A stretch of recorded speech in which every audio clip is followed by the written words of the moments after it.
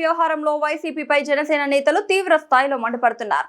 రాష్ట్ర వ్యాప్తంగా జనసేన ఆధ్వర్యంలో నిరసన కార్యక్రమాలు చేపట్టారు. నెల్లూరు సిటీ కార్యాలయంలో నగర అధ్యక్షుడు దుగ్గిశెట్టి సుజయ్ బాబు ఆధ్వర్యంలో ప్లకార్డులు ప్రదర్శించి వైసీపీ నేతలపై తీవ్ర స్థాయిలో ఫైర్ అయ్యారు. కేవలం రాష్ట్రంలో అరాచకాలు సృష్టించేందుకే వైసీపీ ప్రయత్నిస్తుందని మండిపడ్డారు. కలియుగ ప్రత్యక్ష దైవం అయినటువంటి తిరుమల వెంకటేశ్వర స్వామి లడ్డులో అసలు పాలే లేకుండా కెమికల్స్ తో సింథటిక్ నెయ్యి తయారు చేసి వాటితో లడ్లు తయారు చేసి 250 కోట్లు దోచుకున్న ఈ వైసీపీ ప్రభుత్వం సిబిఐ సిట్ అసలు లడ్డులో కల్తీనే చేయలేదని చెప్పి రిపోర్ట్ వచ్చాయని తప్పుడు ప్రచారం చేస్తూ అటు జనసేన అధినేత పవన్ కళ్యాణ్ పైన టీడీపీ ప్రభుత్వం పైన బురద జల్లే ప్రయత్నాలు చేస్తున్నారని, ఇంతమంది భక్తుల మనోభావాలను దెబ్బతీసే విధంగా కల్తీకు పాల్పడిన వైసీపీ ప్రభుత్వం నేడు ఆ విధంగా మాట్లాడడం చాలా సిగ్గుచేటని, ఇప్పటికైనా కళ్ళు తెచ్చి తమ తప్పును సరిదిద్దుకునే ప్రయత్నాలు చేయాలని, ఇంకోసారి తమ అధినేత పవన్ కళ్యాణ్ పైన టీడీపీ ప్రభుత్వం పైన విమర్శలు చేస్తే చూస్తూ ఊరుకోమని చెప్పి హెచ్చరించారు. ఆధ్వర్యంలో నిర్వహించగా పలువురు వీర మహిళలు, నాయకులు, కార్యకర్తలు పాల్గొన్నారు.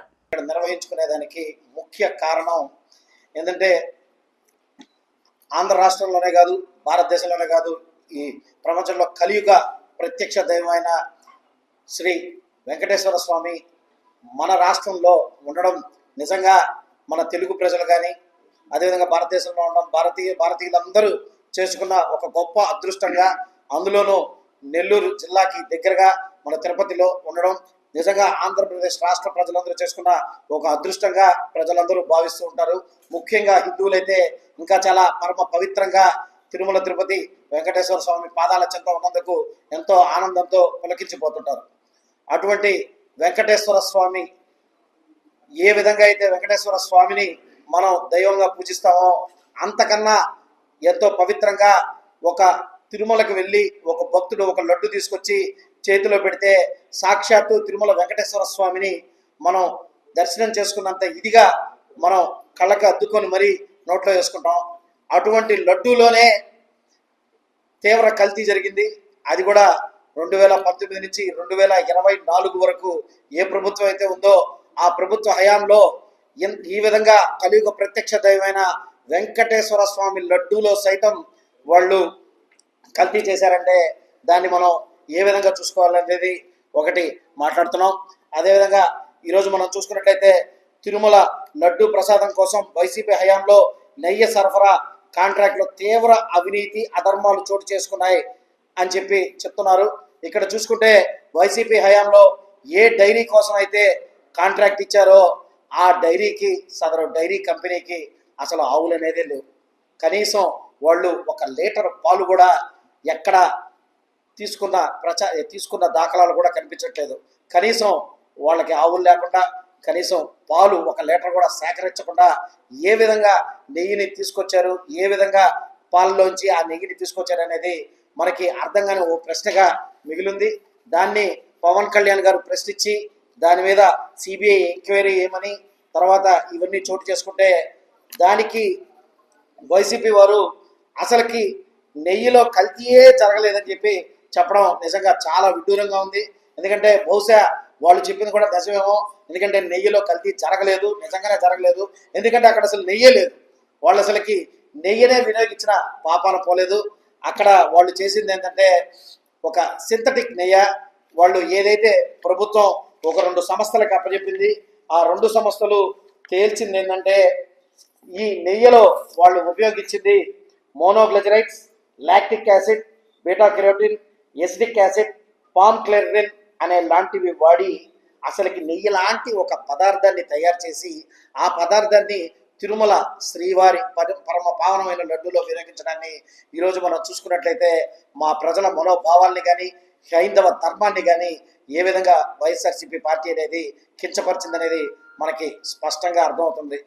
అదేవిధంగా ఇప్పుడు వాళ్ళు తేల్చుకుంటున్నారు వైఎస్ఆర్సీపీలో సకల శాఖ మంత్రిగా అన్నీ తానే జగన్మోహన్ రెడ్డి ఎక్కడైతే తాడేపల్లి ప్యాలెస్లో కూర్చుంటున్నాడో ఈరోజు అన్నీ తానే వ్యవహరించిన సకల శాఖ మంత్రి అయిన సజ్జల రామకృష్ణారెడ్డి గారు అంటున్నారు కల్తీ జరిగిన ప్రాంతం ఏది ఉంటుందయ్యా, కల్తీ జరిగిన ఇదే ఉంటుందయ్యా అని.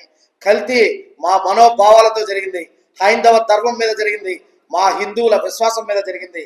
దయచేసి మరొక్కసారి అటువంటి మాటలు మాట్లాడే ముందర మీరు ఏ మాటలు మీరు మాట్లాడుతున్నారు, హిందువుల్ని ఏ విధంగా మీరు కించపరుస్తున్నారు, దైవాన్ని ఏ విధంగా మీరు దూషిస్తున్నారో ఒక్కసారి బుద్ధి తెచ్చుకొని మాట్లాడమని చెప్పి వైసీపీ నాయకులకి మా జనసేన పార్టీ తరఫున ఒకసారి కోరుకుంటున్నాం.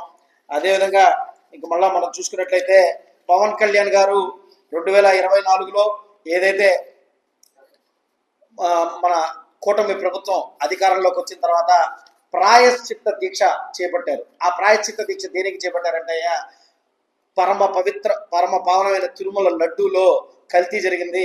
అటువంటి లడ్డూలో కల్తీ జరిగితే నేను ఈ రాష్ట్రంలో ఉండి ఈ రాష్ట్రంలో ఒక రాజకీయ పార్టీ నాయకుడిగా ఉండి మా హయాంలో కల్తీ జరిగిందనే ఒక చిన్న ఒక చిన్న ఇదితో ఒక చిన్న గిల్ట్తో ఆయన పరమ పవిత్రంగా ప్రాయశ్చిత్త దీక్ష చేస్తే ఆ దీక్షను కూడా ఈరోజు ఎక్కిరించే ఇదిలో మీరున్నారు, మీరు తిరుగుతున్నారంటే వైఎస్ఆర్సీపీ వాళ్ళు ఏ విధమైన నీచాలకి ఉడగలుపుతున్నారో ఒకసారి స్పష్టంగా అర్థం చేసుకోవాలని కూడా కోరుతున్నాను.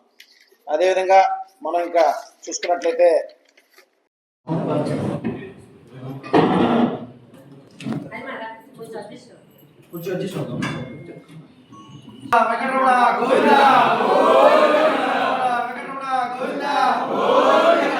తిరుమల లడ్డూలో నెయ్యే లేదు, వైసీపీ వాళ్ళకి బుద్ధి లేదు.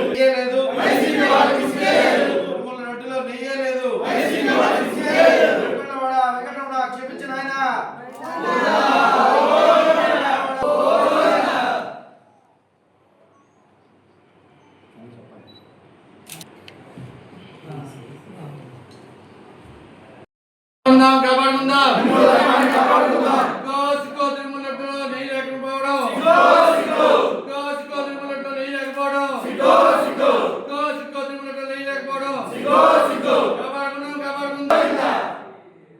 ప్రాథమిక ఆధారాల ప్రకారం జంతు కలేబారం కలిసిందని ఎన్డీడీబీ అనేది తన నివేదికలో స్పష్టంగా పేర్కొంది.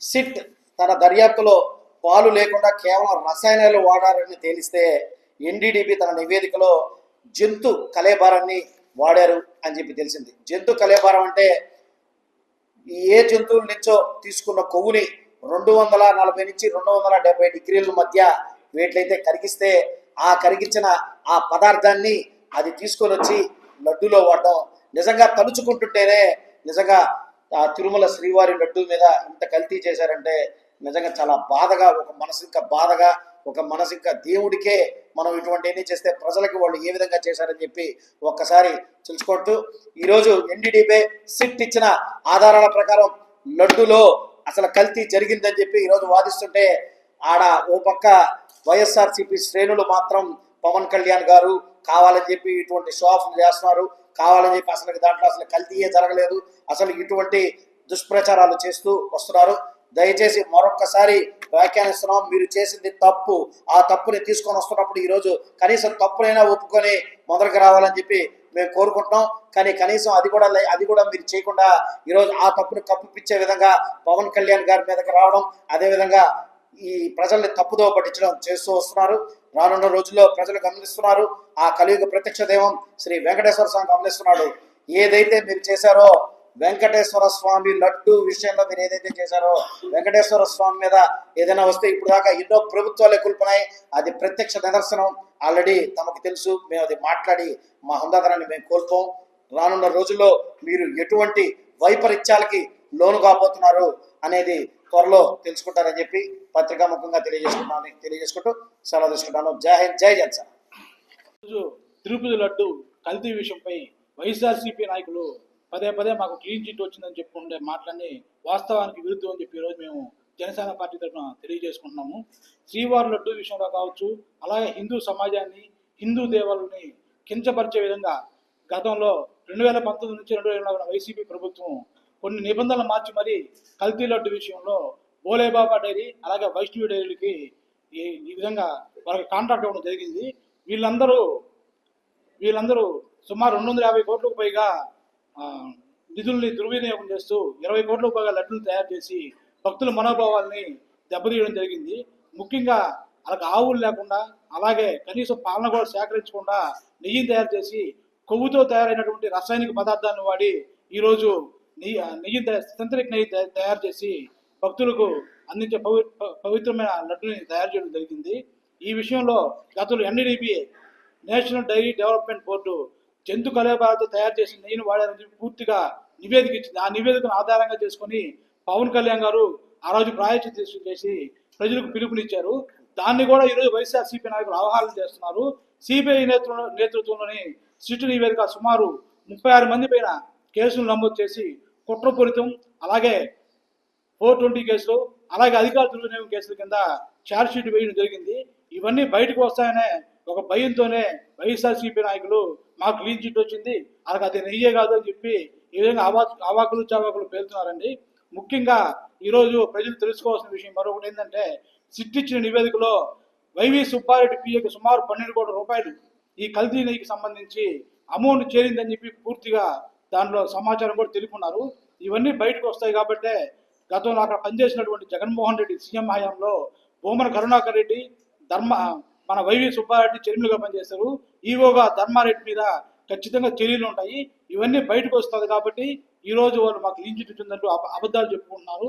ఖచ్చితంగా హిందూ సమాజాన్ని, హిందూ దేవుళ్ళని, హిందూ దేవాలయాన్ని అవహేళన చేసి కుట్రపూర్తిగా వ్యవహరించినటువంటి వైఎస్ఆర్సీపీ నాయకులు ఖచ్చితంగా క్షమాపణ చెప్పాల్సిన అవసరం ఎంతైనా ఉందని ఈ రోజు మా జనసేన పార్టీ తరఫున మేము డిమాండ్ చేస్తున్నాము.